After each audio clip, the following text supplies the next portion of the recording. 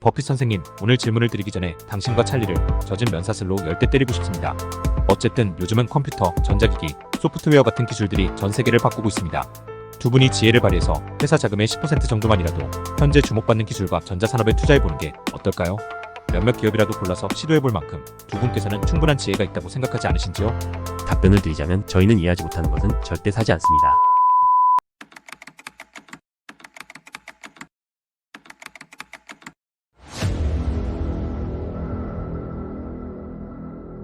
버핏 선생님, 오늘 질문을 드리기 전에 당신과 찰리를 젖은 면사슬로 10대 때리고 싶습니다. 1999년에 당신의 순자산이나 저희 순자산에 무슨 일이 있어서 그러려는 게 아니라 당신이 1965년 이후로 주주들이 매년 25% 수익률을 얻을 것이란 기대를 갖게 만들었기 때문입니다. 그러다 보니 주식시장이 나빴던 1990년대 말에는 우리 모두 심리적 타격을 입었죠. 제 계산에 따르면 버핏 선생님은 1999년에만 100억 달러 이상의 손실을 보신 걸로 압니다. 그래서 당신에게 너무 화를 내야 할 필요는 없다고 생각해요. 오히려 지금 이 시점에서는 우리 모두 어느 정도 순자산이 늘었고 돈을 꽤 많이 벌었을 겁니다. 그러니 오늘은 면사슬로 때리지는 않겠습니다. 주주들 중에서도 몇몇은 수천, 심지어 수백만 달러까지 잃은 사람도 있을 거예요. 제가 1998년 11월에 당신의 전기를 읽고 나서야 비로소 당신을 알게 되었습니다. 더 일찍 알지 못해 아쉽습니다. 저는 1998년 11월 24일에 버크셔 투자를 시작했는데 물론 저는 소액 투자자라서 비주식을 2,308달러에 샀습니다. 시장이 하락하자 12월 4일에 2,229달러에 추가 매수했고 2000년 1월 24일에는 1,689달러에 더 샀죠. 저는 정액 매입법을 신뢰하여 제 삶에서 30년 넘게 그렇게 해왔습니다. 다행히 1월에 시행한 투자는 15% 상승해서 이제 최악은 지나갔다고 생각합니다.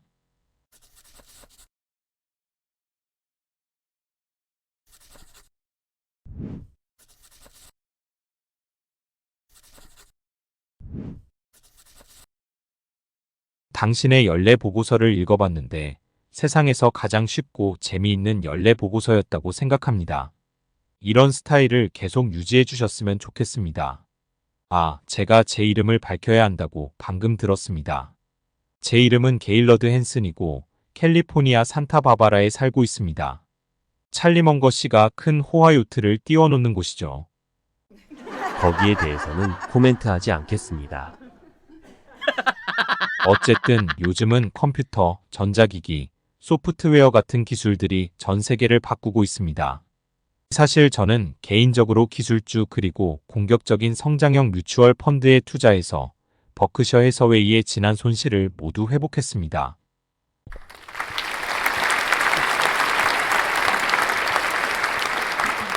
그래서 저희 버크셔 해서웨이 주주들이 너무 많은 걸 요구하고 있는 건지 궁금합니다. 두 분이 지혜를 발휘해서 회사 자금의 10% 정도만이라도 현재 주목받는 기술과 전자산업에 투자해 보는 게 어떨까요?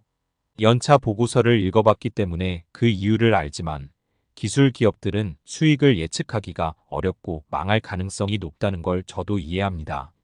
하지만 몇몇 기업이라도 골라서 시도해 볼 만큼 두 분께서는 충분한 지혜가 있다고 생각하지 않으신지요? 저도 1999년에 기술 분야에서 공격적인 투자로 100% 이상의 수익을 얻었거든요.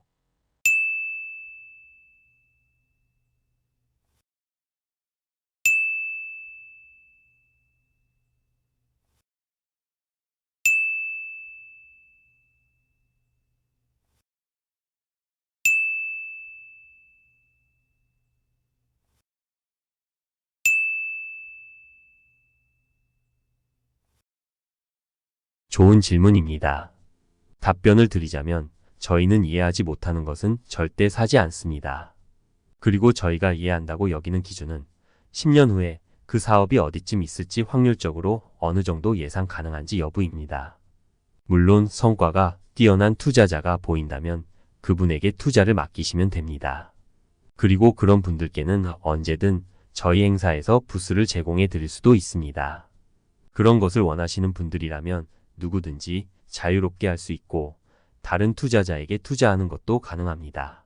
솔직히 말씀드리면 세상에는 자신이 기술주에서 돈을 벌 수 있다고 하는 사람들이 많이 있지만 그들이 정말로 그렇게 할 수 있는지는 아무도 모릅니다. 저희는 사업을 평가하는 방식으로만 돈을 벌 수 있다고 생각합니다. 예를 들어 철강회사의 가치를 평가할 수 없다면 그 회사의 주식을 사지 않습니다. 그게 꼭 좋은 투자가 아니라는 뜻은 아니고 싸게 팔리고 있지 않다는 의미도 아닙니다. 단지 저희가 그 회사를 평가할 수 없다는 뜻입니다. 마찬가지로 브라질에 화학 공장을 세우는 것이 합리적인지 판단할 수 없다면 저희는 그런 일에 뛰어들지 않습니다. 누군가가 그런 판단을 할 수 있다면 그 사람에게 맡겨야겠죠. 세상에는 저희가 돈을 벌지 못하는 방식으로 돈을 벌 줄 아는 사람들도 많습니다. 하지만 자유로운 세상인 만큼 모든 사람은 자신의 방식대로 투자할 수 있습니다. 다만 그런 방식으로 저희에게 투자를 맡기는 것은 큰 실수일 겁니다. 왜냐하면 찰리와 저 같은 사람을 선택해서 그런 일을 하게 하는 것보다는 기술 분야에 더 잘 아는 다른 사람을 선택하는 것이 훨씬 낫기 때문입니다. 솔직히 말씀드리면 저희는 주가가 올라간다고 해서 우리가 더 부유해졌다고 느끼지 않습니다. 우리는 사업이 성장하고 있을 때 부를 느낍니다.